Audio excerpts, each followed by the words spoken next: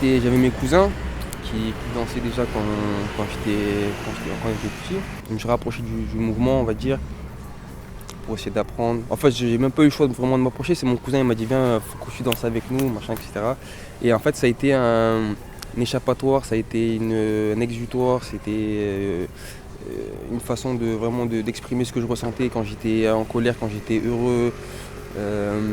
Même au niveau des personnes que je rencontrais, c'était une façon de s'affirmer aussi. Je suis avoir une autre identité en fait. J'ai une identité de danseur aussi, pas forcément qu'une identité d'écolier, de métis, mais c'était une autre facette, la facette danseur.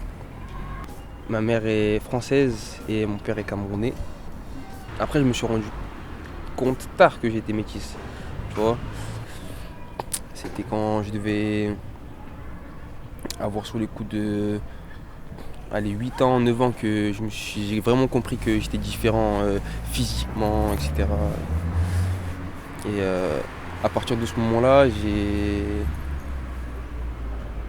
j'ai kiffé. Enfin, en fait, j'ai kiffé déjà. Je savais déjà que j'étais différent, mais vraiment, c'est là où j'ai eu un choc avec d'autres personnes qui venaient d'horizons différents et qui ne connaissaient pas de métis. Et là, ils ont dit ah ouais, tiens, il a une couleur de peau qui est bizarre, etc. Machin. Que je faisais pas trop attention. J'avais déjà des amis, tout ça, donc qui eux me connaissaient bien et j'avais pas de soucis par rapport à ça. Les gens qui faisaient des différences par rapport à ça, je les calculais pas vraiment en fait. Donc, voilà. Et du coup, quand est-ce que c'était la première fois que tu es allé voir le Cameroun? Cameroun, je devais avoir 10 ans. Je suis parti avec ma mère, mon père et mon petit frère, qui lui aussi métisse. On est parti, je crois, 3 ou 4 semaines là-bas. Donc, on est allé à Douala.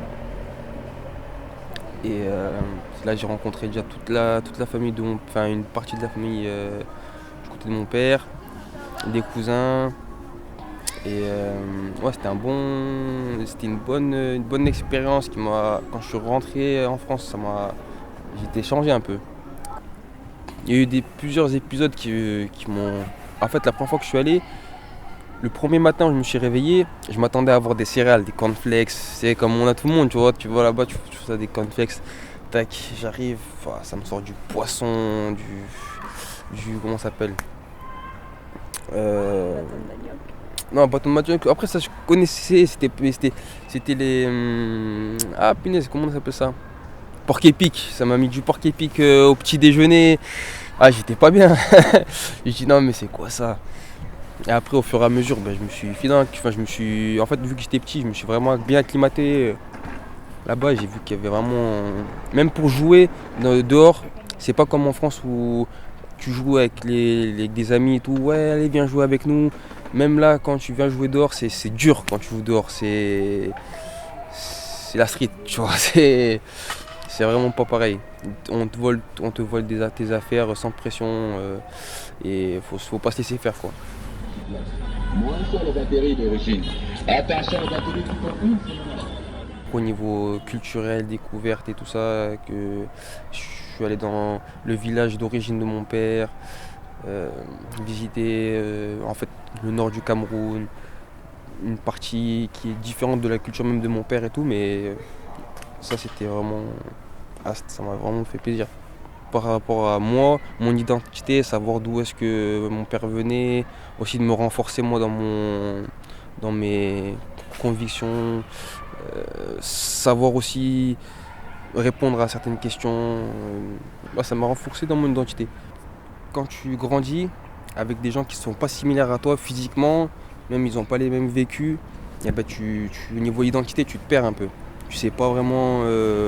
Quand j'étais au lycée, je traînais beaucoup avec des Arabes parce que je ressemblais à un Arabe, donc ils m'acceptaient beaucoup plus facilement. Donc j'aimais bien être avec eux. Après, un peu plus tard, j'étais avec une communauté plus africaine. Avant tout ça, j'étais avec une communauté blanche parce que j'ai grandi dans un village, donc j'étais avec des blancs. Et jamais j'étais avec des personnes qui me ressemblaient, donc je me faufilais avec ces personnes-là. Et toujours j'avais ce sentiment d'être différent, d'en faire plus pour être accepté. point positif, c'est qu'on peut, entre guillemets, aller partout. Même si c'est pas vrai. Il y a pas de... Ici, c'est pas qu'il n'y a pas de...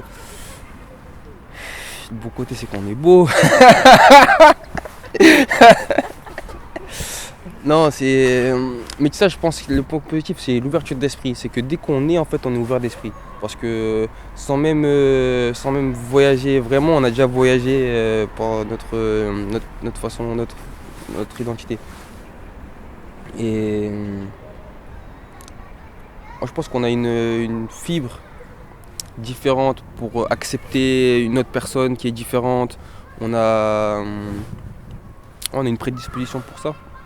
En fait, on n'est ni blanc, on n'est ni noir, ou d'autres personnes qui ont d'autres origines, mais on est aussi blanc et on est aussi noir. On est 100% blanc, on est 100% noir, en étant 0% blanc et 0% noir. Les gens, ils veulent forcément nous mettre dans une case. Et parfois, on n'est pas on est dans aucune des deux cases. Et c'est difficile c'est difficile pour les gens d'accepter ça, en fait.